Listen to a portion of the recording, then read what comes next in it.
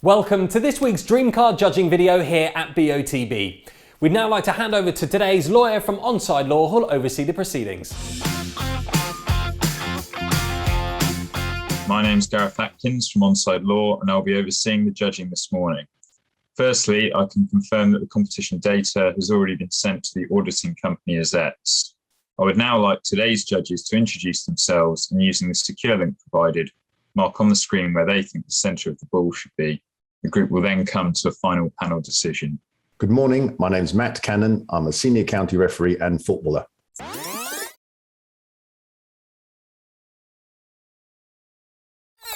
My name is Chloe Morgan and I'm goalkeeper for Crystal Palace Women.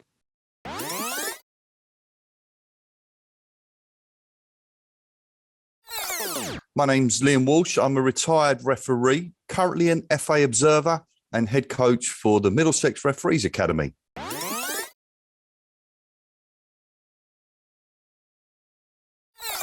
I'm Nigel Hicks. I've been a Supply League match official for the best part of 30 years and I'm an experienced football administrator.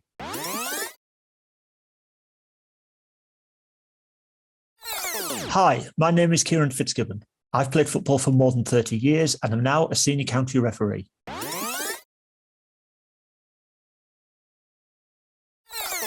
Good morning, my name's Hugh Gilroy. I'm a referee, mentor, tutor and observer.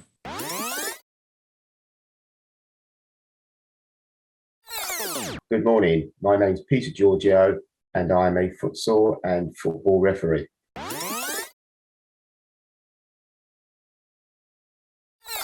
Hi, my name's Matthew Ray. I've affiliated in multiple counties across England and have refereed from grassroots through to professional academies.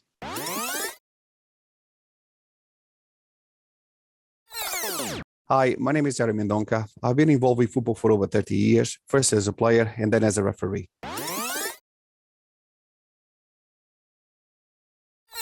Hi, I'm Joe Thompson, ex-professional footballer and now your BBC radio presenter.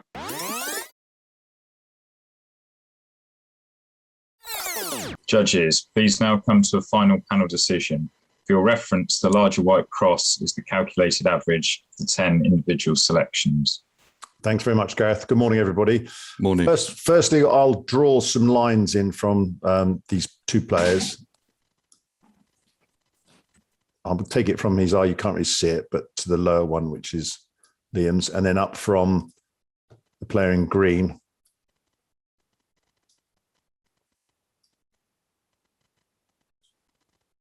And this morning, I'll come to you first, Liam. If you could explain to everybody what you think that is going on in the shot and then explain how you've come to your decision, that would be great. Yours is the yellow cross there, which I'll put the highlighter over. Excellent. Thanks, Matt. I've gone looking at the shot, as we like to call it. We've got two players, both got a clear view of the ball. There's one guy in the background. We can't get a clear view from him. The guy in green, unchallenged for the ball. I feel that he is either going to be able to do a little touch header and run onto it, or he's just going to lean back and possibly chest it down to control it. The guy in blue is again, he's watching what's going on. He's got a clear eye line, slightly falling away to his left, which is then creating that upward vision angle that all of us realistically have got this morning. Worked on the guy in green then. We got a clear corridor, again, with all the judges. He's got a clear sight line looking up and he's looking to his right. And yes, the guy in blue, he's just, again, with me on this one, there is we can only see one clear eye. We've got his eyelids of his left eye. And I've gone with the assumption that both eyes are looking in the same direction. And that, there's a maximum and a minimum realistically where that ball could be within his eye scope. And I went straight down the middle with it. And that's where my cross is where it is. That's great. Thank you very much, Liam. I'll come to you next, Kieran. You're the orange cross slightly below mine and to the left of Liam's as we're viewing on the picture. There you go. What was your view? Thanks, Matt. I have to be honest, I wasn't sure what was going on here. The body positions of both players don't seem natural for a challenge. The player in blue seems to be facing in one direction and on the turn. The player in green seems to be looking at the ball, but he doesn't seem to be necessarily going to be jumping for the ball to head it or in a position to control it. It's almost as though the ball's been deflected into their path. But I have taken both eye lines as the viewpoint because I think that's all I've got to go on. And I've just cross-referenced where I think both players are looking. And I think, like the rest of the judges, that's why my cross is right in the middle. Yeah, great. Thank you. And Joe, you're just there in the middle of it all, your pink cross. Do you agree?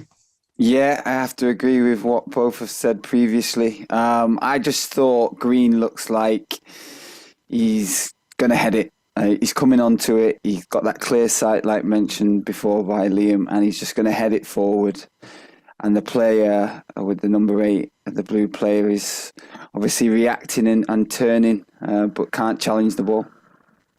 Yeah, sure. And obviously the green player's got his mouth open, so we sort of suggest the ball's fairly imminent.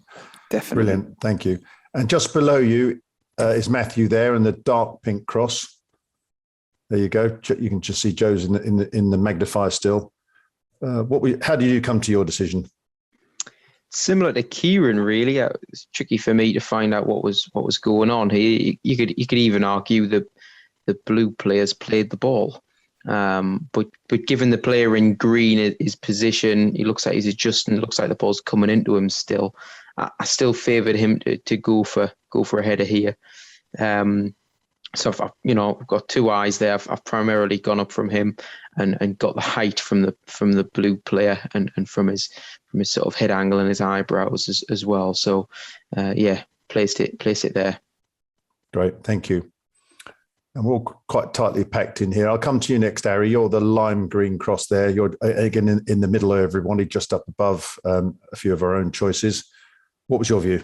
Thanks, Matt. Well, this one was tricky for me as well. I'm with Matthew and Kieran on the way they saw it is exactly the same as me.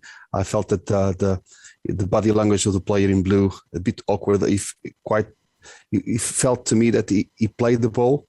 He has a cheeky smile on him as well, looking on the corner of his eyes.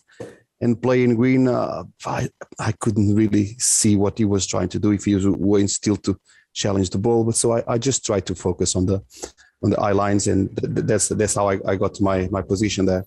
Yeah, great. Thank you very much. And Hugh, you're just above Aries to the left, the purple cross there, a little bit further up. Your view?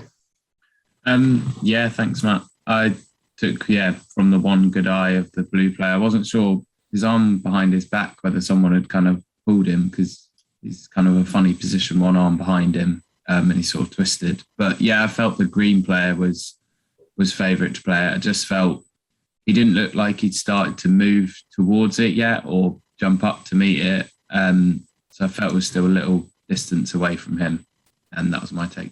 Yep, great. And then lastly, not lastly, but at the top, the last one on the top, Peter, yours is the light blue cross. You're ever so slightly higher than everyone else. How did you get to this decision? I'm slightly higher because I believe that the player in blue has actually played the ball. Matthew alluded to, and also did Ari, and the player in it's coming across the player into the green player. And it's just going over his head. So I cross-referenced the eye lines. Didn't take too much from the blue's far eye. I just took it from his near eye as we look at the picture, and that's where I've placed the centre of the ball. Yeah, great. Thank you.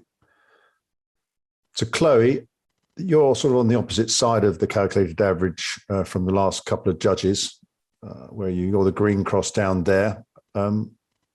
What was your view on this? I felt quite similarly to the other judges that the ball was dropping down fairly steeply to the player in green. I took an average. Obviously, we've got two good eyes from the player in green, so I took an average of both eyes and found where I thought the middle point was.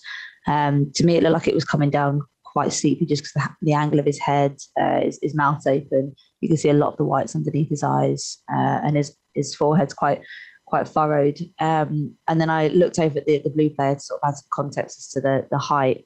And I found that from what I could see from his pupils, it appeared to be sort of slightly flatter than some of the other judges. And that's what I've kind of ended up with my cross. Great, thank you. And Nigel, you're the blue cross. You're ever so slightly lower than everybody else's. How do you get to your choice? Yeah, similar to most of my colleagues, I think probably I just felt the ball was slightly closer to the green player. I felt his shoulders were squared, his body was tense, arms were forward, neck muscles looked tense. So I felt the ball was very close to him, and he was looking straight up. I did take a cross reference from the player in blue, who, like many of my colleagues, I'm not too sure exactly what he's doing, but he clearly has got a good sight of the ball, and he's looking across his body at it. So I just thought the ball was slightly closer to the green. That was all. Yeah. And my one up, I haven't explained with mine into the red cross there. I sort of tended to agree with Liam of a sight line from the player in blue. And I'm just going to sit on the fence. There's two clear choices between the judges today, which is one that the ball is dropping into the green player and he's under control. He's looking up just about to head it or control it, I think, as Liam said earlier. And the other half thinks that the blue player has maybe done a flick header across, which also makes sense. And it makes sense with his body language, because it's kind of a strange position to be in unless he's turned his head and flicked it on and his arm would go back naturally. But for all those different choices about what's been seen, we've got quite a tight cluster. As you see here, we've got Nigel's popping out the bottom and Matt and Peter's popping out the top. So if I remove Nigel's, we go up and encapsulates everybody's. If I remove Peter's, the ball, the choice drops a little bit and almost entirely encapsulates Nigel's. So it's really whether we decide to remove Nigel's, Peter's, or we remove both of them to bring it into a very tight cluster in the middle, as you can see there with the two high choice and a low choice. It could be argued also that they balance each other out, but I think that's, again, a good debate to have. So what I'd like to do is go through you individually and then to see whether we can come to a panel decision to remove them. And it may mean more than one vote here. I'm not going to remove anybody's per se because they're not completely outside the magnifier. And just to clarify, we could remove Nigel's, we could remove Peter's, we could remove both. So in that sense, if you could say Nigel, Peter's, or both as a personal preference, then we can at least move forward with judging. Or neither. Sorry, that's the fourth choice. So Chloe, I'm going to come to you first. If you could have another little chat about how you see this and how you'd like to see other people's removed and how it shifts this calculated average.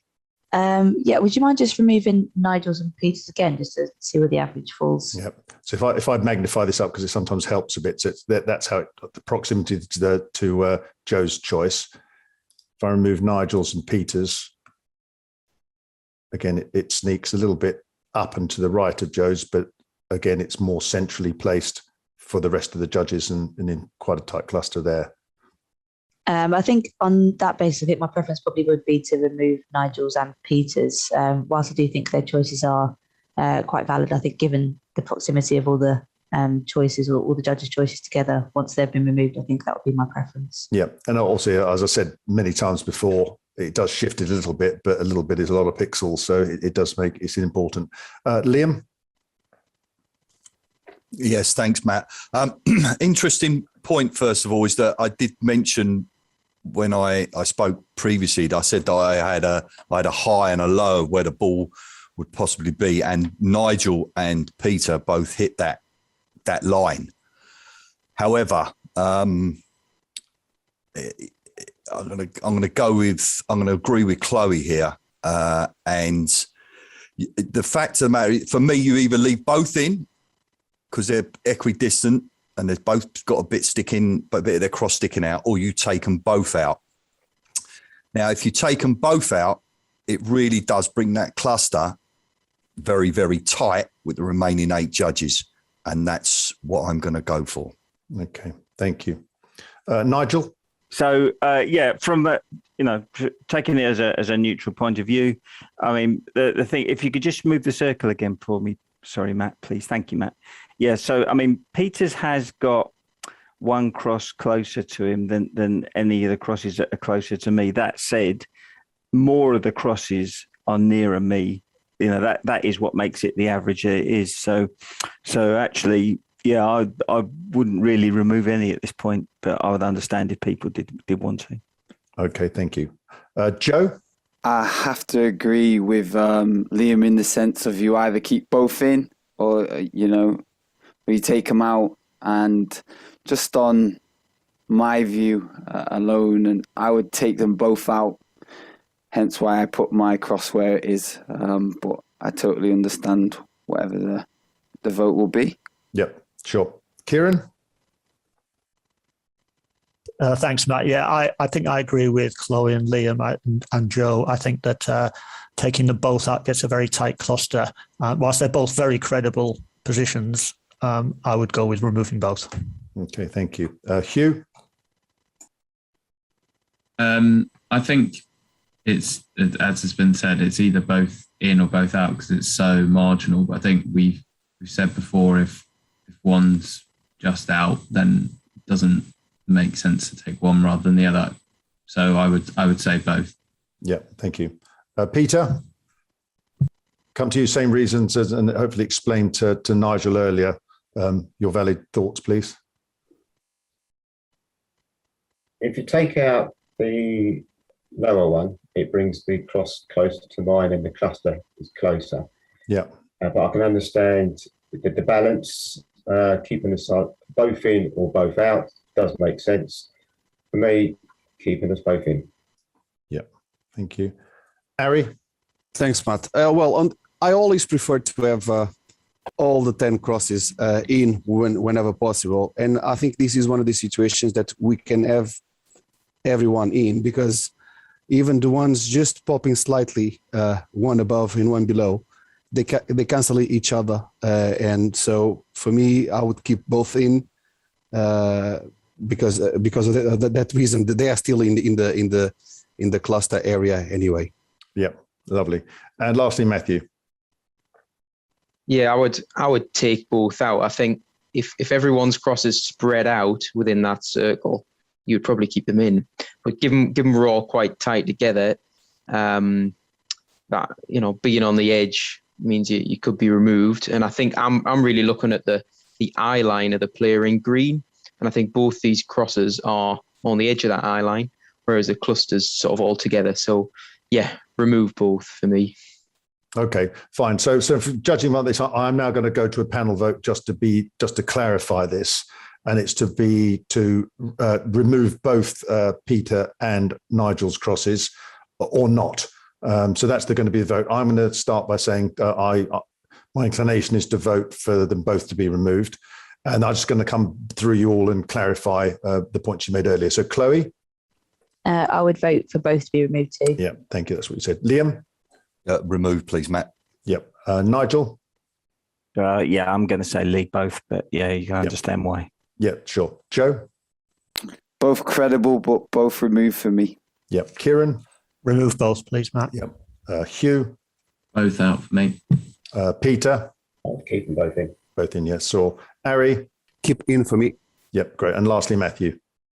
And remove both for me. Yeah, and that was a good, clear point you made as well, Matthew. I wanted to say that after this vote about the sight line up, that being quite a tight line. I will redraw some of the lines with Nigel and Peter's removed so we can see just how tighter it's become.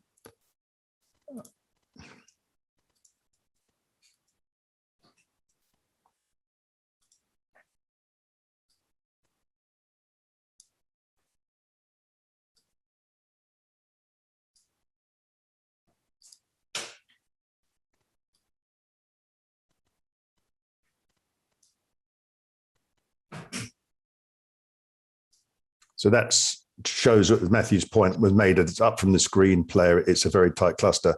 So Gareth, after a good discussion and a panel vote, we decided by 7-3 to remove both Nigel and Peter's choices and to judge at this calculated average. Yeah, thank you, Matt. If you're all happy, then please click submit.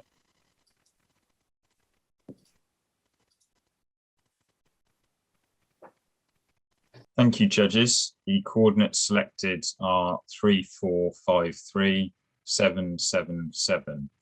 These coordinates will now be passed to the auditing company AZETS to calculate the winner of the competition, and they will then inform BOTB. That concludes the judging process. Thank you. You make my dream